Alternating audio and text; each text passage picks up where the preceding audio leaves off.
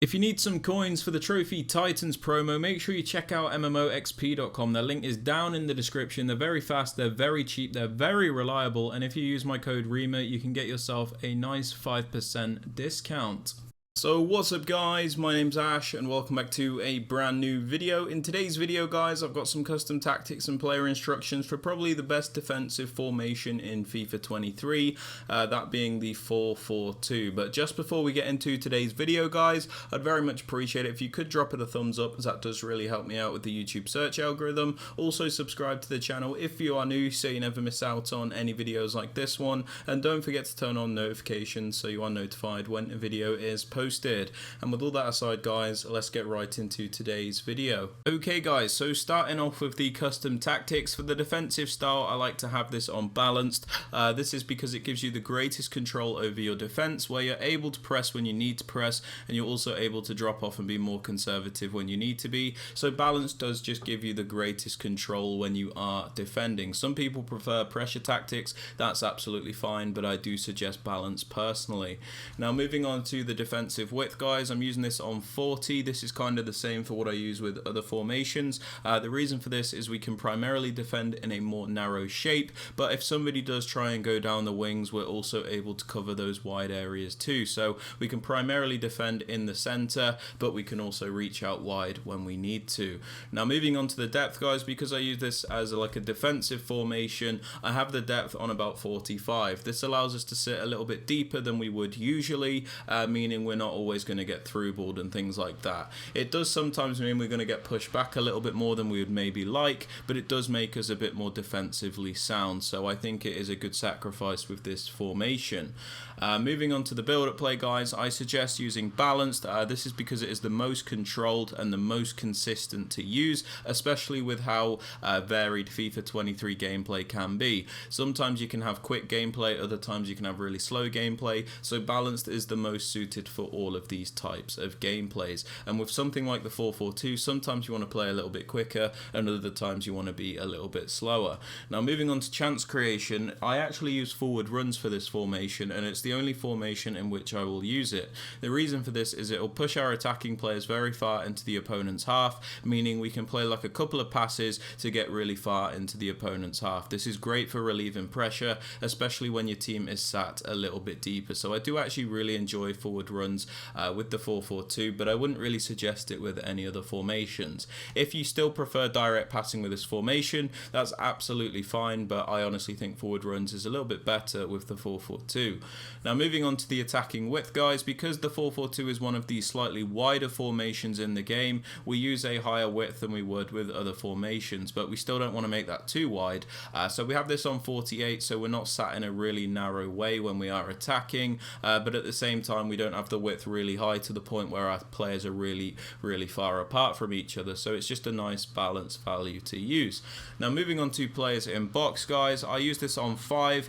This is just bang in the middle. This is so we can get some players into the box to create those chances, but we don't overcommit the entire team to the point where we get counter-attacked. This is very important with forward runs because it does make your team push very aggressively into your opponent's half, so you don't really want to commit lots of players in, otherwise you get counter-attacked super easily. As for corners and free kicks, I have these both on 1 because there is a corner kick routine that I use which requires both of these to be on 1. There is a link to that in the top right hand corner of the screen if you guys want to check that out.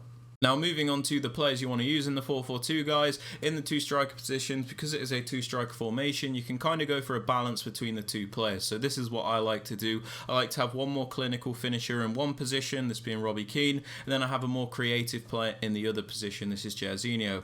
This is so we can have like a creative finisher dynamic and we can make the attacks a little bit more varied. But it's important that even though you use a creative player, they still have good finishing ability, otherwise you're not going to score as many goals as you should be scoring. You guys don't have to copy this if you don't want to. It's just something I would suggest to make your attacks a little bit more consistent.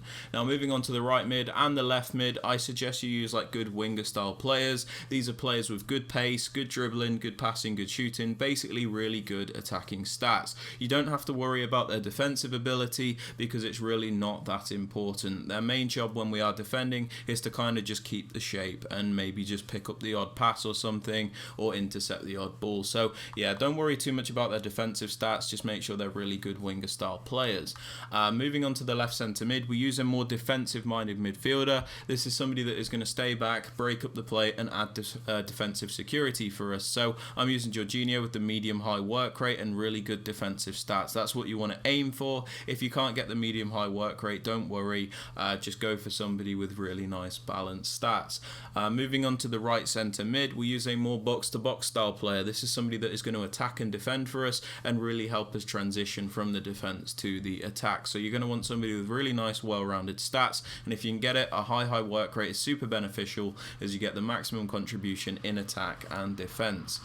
Moving on to the left back and the right back, I like to go for a bit of a balance between the two. I have Roberto Carlos, who's a little bit better on the ball but maybe not as defensively solid, and then I have Cafu, who's a bit more defensively solid but lacks the on the ball ability. That's just something I like to go for. You guys don't have to do that if you don't want to.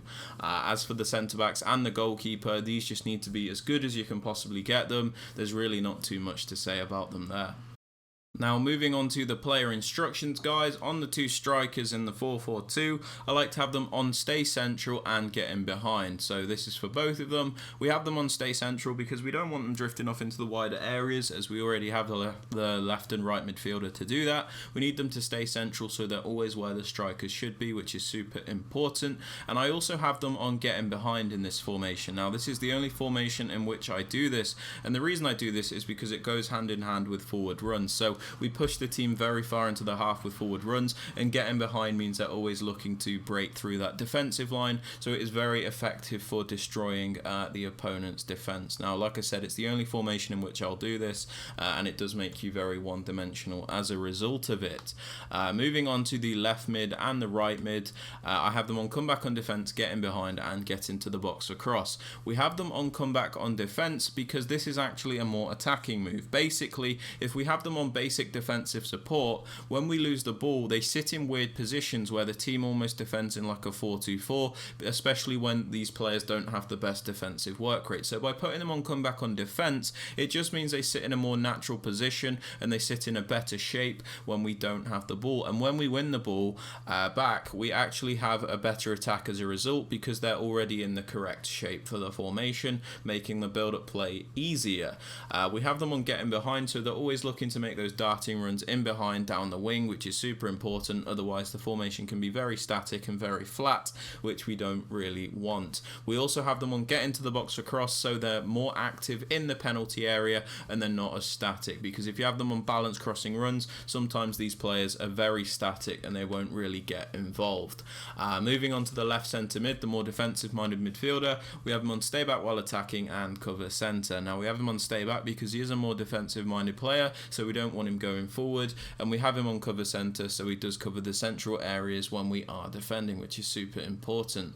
Moving on to the right centre mid, the more box to box style player, we have him on balanced attack, balanced settings and cover centre. We don't really restrict his instructions because we want him to do a bit of everything. We don't really want to limit what he's available to do, and we also have him on cover centre, so like the left centre mid, he is covering the central areas as opposed to the wing, making us better through the middle.